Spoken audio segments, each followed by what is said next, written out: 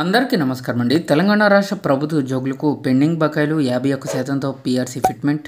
CM ఆదేశాలు ఈ విధంగా ఉంటే మరి ఏమవుతుంది?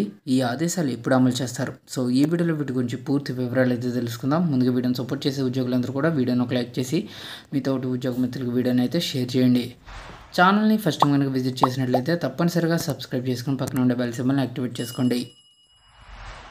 ఉద్యోగుల సమస్యలపై ఇంత నిర్లక్ష్యమా? ఉద్యోగుల యొక్క ప్రధాన డిమాండ్లకు సంబంధించి పెండింగ్లో ఉన్నటువంటి బిల్లులన్నీ కూడా యుద్ధ ప్రాతిపదికన వెంటనే రిలీజ్ చేయాలని చెప్పేసి అడుగుతున్నారు.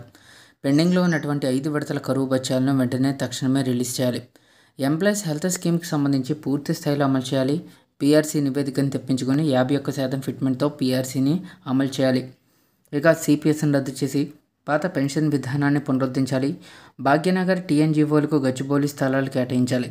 స్థానికత ప్రతిపాదికన అదనపు పోస్టులను సృష్టించి జీవో 317 బాధితులకు న్యాయం అయితే చేయాలి. సస్పెండ్ అయిన ఉద్యోగులను విధుల్లోకి తీసుకోవాలండి.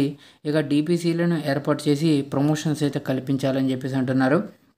రాష్ట్ర ప్రభుత్వంలోని కొందరు అధికారులు ఉద్యోగులకు వ్యతిరేకంగా పనిచేస్తున్నారని తెలంగాణ గెజిటెడ్ అధికారుల సంఘం మండిపడింది.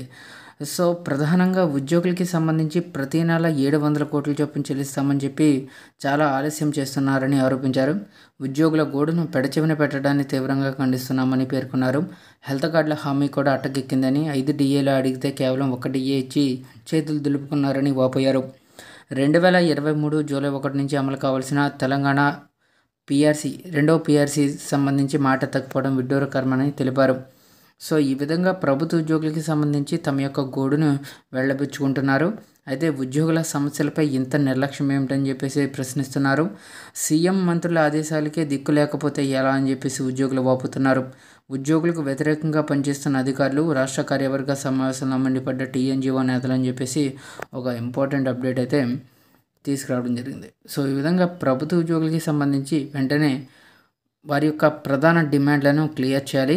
సో వారి శాలరీస్ నష్టపోకుండా కొత్త వేతన స్కేల్స్ ప్రకారంగా శాలరీస్ అయితే ఇవ్వాలి.